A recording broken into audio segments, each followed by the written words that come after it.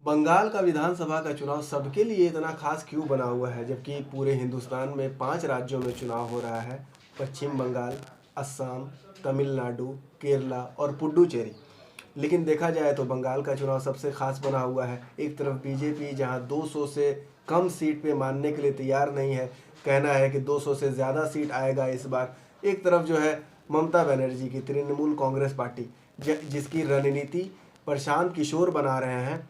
और आज से कई दिन पहले ही उन्होंने ये कह दिया था कि बीजेपी डबल डिजिट क्रॉस नहीं कर पाएगी। आखिर मोदी बंगाल में कमल क्यों खिलाना चाहते हैं? जब इस सवाल का हम तलाश करने लगे तो हमें समझ में आया कि 2019 में जो लोकसभा इलेक्शन हुआ, 42 में से 18 सीट जीतती है बीजेपी। अगर उसी को विधानसभा के अकॉर्डिंग अगर कैलकुलेट करें तो 126 सीट होती है, जो कि जादुई आंकड़ा 148 सीट से थोड़ा ही सीट कम है। अगर थोड़ा बहुत भी और मेहनत करेंगे तो सरकार उनकी बन सकती है विधानसभा के इलेक्शन में। 2019 में जिस तरीके से मेहनत किया बीजेपी ने और 42 में से 18 सीट लेकर के आई। वहीं अगर हम बात करें टीएमसी की तो 22 सीट लेकर के आती है टीएमसी। तो लेकिन किसी पार्टी की सीट बढ़ना और किसी पार्टी की सीट घटना बीजेपी के मनोबल बढ़ने का सबसे बड़ा कारण यही है। और बीजेपी को लगा कि कमल खिलाने का सबसे बढ़िया टाइम आ चुका है और विधानसभा के इलेक्शन में, इसीलिए वो जोर शोर से उतरे हुए। लेकिन सबसे रोमांचक बात यह है कि नंदीग्राम सीट इतना रोचक क्यों बनी हुई है। जितने भी सोशल मीडिया के लोग हैं सब नंदीग्राम पहुंचे हुए हैं। तरह तरह की वीडियो जो है वायरल हो रही है कि नंदीग्राम के लोग ये कह रहे हैं, नंदीग्राम के लोग वो कह रहे हैं। जब इस सवाल का जवाब तलाशने की हमने कोशिश की तो नंदीग्राम का सबसे पहले इतिहास आपको बताते हैं। नंदीग्राम के आंदोलन का इतिहास, इसकी शुरुआत होती है साल 2007 में, जब लेफ्ट पार्टी के मुख्यमंत्री बुद्धदेव भट्टाचार्य ने 14,000 एकड़ ज़मीन एक समूह को देते हैं जिसका नाम सालेम था, केमिकल हब बनाने के लिए। इसके खिलाफ उग्र प्रदर्शन शुरू होता है और उस प्रदर्शन में ममता बनर्जी अगुवाई करती हैं इस आंदोलन के नेतृत्व में। और ममता बनर्जी के साथ शुभेंदु अधिकारी इसके नायक बनते हैं। लेकिन 14 मार्च 2007 की रात को विरोध आंदोलन के खिलाफ तत्कालीन सरकार के ज्वाइंट ऑपरेशन किया गया और कम से कम 14 लोगों की मौत होती है। यह आंदोलन के लिए एक काला दिन बनता है और इसी को हथियार बना करके 34 साल के लेफ्ट की सरकार को ममता बनर्जी उखाड़ फेंकती हैं। नंदीग्राम का आंदोलन का इतिहास यही है। किस तरीके से नंदीग्राम में जो है 2007 में ही आंदोलन की शुरुआत होती है और 2009 के उपचुनाव में टीएमसी ने अपनी बढ़त बना ली और फिरोज़ा बीबी जीतती हैं नंदीग्राम से। 2011 की अगर बात करें तो फिरोज़ा बीबी फिर जीतती हैं, 61.21% वोट पाकर बड़े अंतर से जीतती हैं। वहीं 2016 की अगर बात करें, शुभेंदु अधिकारी जो आज इस लड़ाई के सबसे खास बने हुए हैं, क्योंकि लड़ाई नंदीग्राम की अगर हो, इलेक्शन भले ही ममता बनाम मोदी है, लेकिन ममता जिस शख्स को हराना चाहती हैं शुभेंदु अधिकारी और नंदीग्राम पे अपना कब्जा करना चाहती हैं। शुभेंदु अधिकारी 2016 में यहाँ से इलेक्शन लड़ते हैं और 2016 में इलेक्शन यहाँ से जीतते हैं। 66% से ज़्यादा वोट इनको मिलती है। अब हम जानते हैं बंगाल में जातियों का क्या समीकरण है। अगर बात करें बंगाल में जातीय समीकरण की तो अल्पसंख्यक वोट यहाँ पे 30% है, जिसे मुस्लिम वोट कहते हैं। बहुसंख्यक वोट 70% है। बहुसंख्यक वोट की पहले बात करते हैं। इस 70% में से 23% आबादी अनुसूचित जाति की है, जिसमें मटुआ समुदाय सबसे प्रमुख माना जाता है। 2019 में लोकसभा चुनाव में बीजेपी मटुआ समुदाय से जुड़े कुछ विहार, जलपाईगुड़ी, विष्णुपुर और बोनगांव के क्षेत्र में जीत हासिल की थी।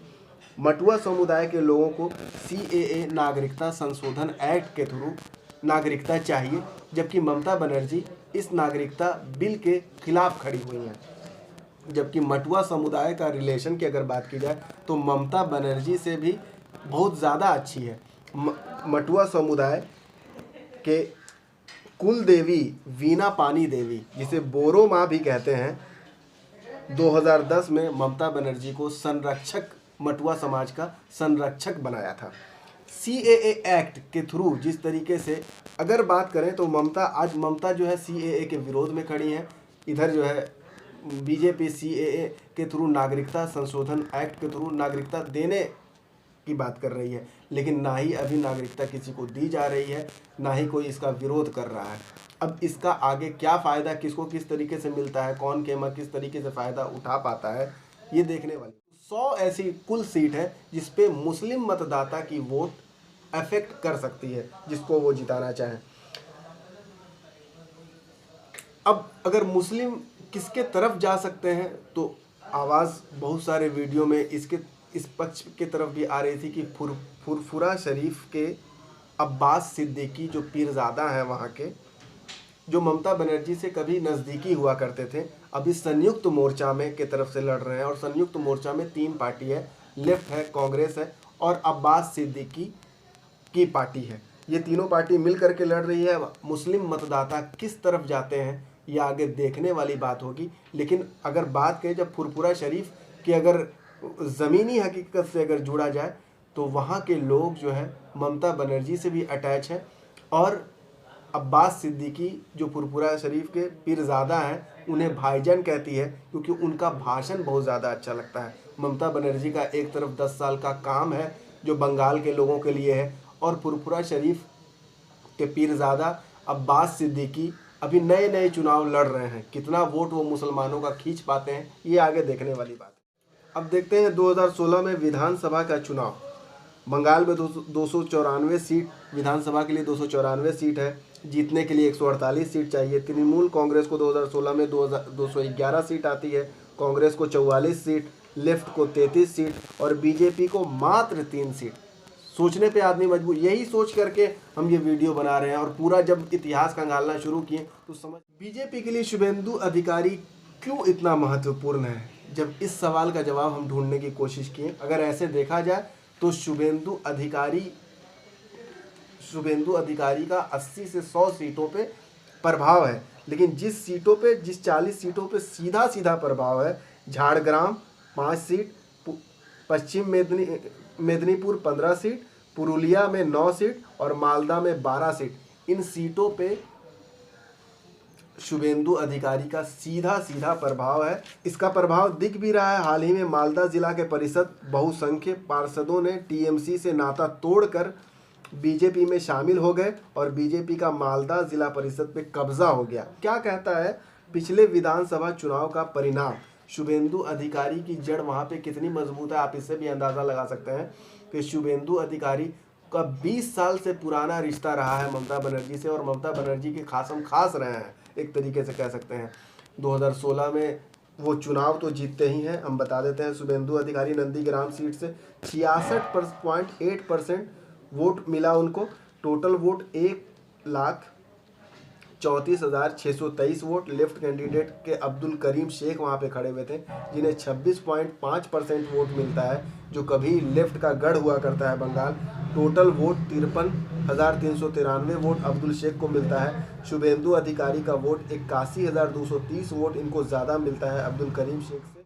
क्या शुभेंदु अधिकारी बीजेपी को बंगाल का ताज दिला पाएंगे? जब इस सवाल का जवाब हम ढूंढने की कोशिश करने लगे, तो शुभेंदु अधिकारी का जो एक प्रभाव है बंगाल में, और कहने वाले विशेषज्ञ ये बोलते हैं कि शुभेंदु अधिकारी का लगभग 80 से 100 सीटों पे प्रभाव है, और बीजेपी ने शुभेंदु अधिकारी के कंधों पे महत्वपूर्ण जिम्मेदारी भी सौंपी है। इस बात को अगर देखें तो शुभेंदु अधिकारी खुद जो है नंदीग्राम की सीट पे ममता बनर्जी जिस तरीके से उनको हराने के लिए पिछले 5 दिनों से वहाँ पे हैं, और व्हील चेयर पे हर जगह पे हर लोगों को खुश करने की कोशिश में रोड शो, कहीं पे भी कोई भी भाषण देना, लोगों से मुलाकात करना। पिछले 5 दिनों से वो और भी सीटों पे जा सकती थी, क्योंकि आज जो इलेक्शन हो रहा है 30 क्षेत्रों पे वहाँ पे इलेक्शन हो रहा है, विधानसभा के 30 क्षेत्रों पे वहाँ पे इलेक्शन हो रहा है। लेकिन ममता बनर्जी नंदीग्राम की सीट पे पिछले 5 दिनों से जुड़ी हुई हैं और डटी हुई हैं। इस बात से आप अंदाज़ा लगा सकते हैं कि शुभेंदु अधिकारी को हराना कोई मामूली बात नहीं। सवाल, ममता बनर्जी नंदीग्राम को चुनाव के लिए क्यों चुनी, क्यों अपने आप को दांव पे लगाया? क्योंकि पिछली बार 2016 में वो भवानीपुर से इलेक्शन लड़ी थी, लेकिन इस बार उन्होंने नंदीग्राम को क्यों चुना? इस सवाल का जवाब जब हमने जानने की कोशिश की तो जवाब ये है, नंदीग्राम से ममता का चुनाव लड़ना एक चुनावी रणनीति और भावनात्मक दाव है। बीजेपी में शामिल होने से पहले नंदीग्राम या मेदिनीपुर क्षेत्र के संगठन की पूरी जिम्मेदारी अधिकारी परिवार की हुआ करती थी। अधिकारी परिवार यहाँ पे कहने का मतलब है कि शुभेंदु अधिकारी और उनके परिवार के कंधों पे हुआ करती थी। निश्चिंत रहती थी ममता बनर्जी इस क्षेत्र को लेकर के, क्योंकि शुभेंदु अधिकारी उनके सबसे नज़दीकी में से और सबसे विश्वसनीय में से आते थे। शुभेंदु अधिकारी के पिता शिशिर अधिकारी कांथी से टीएमसी के एमपी रहे थे, तमलुक से टीएमसी के एमपी, और शुभेंदु अधिकारी के भाई दिवेंदु अधिकारी, जो कि अब जो है शुभेंदु अधिकारी और शिशिर अधिकारी ये बीजेपी में शामिल हो चुके हैं।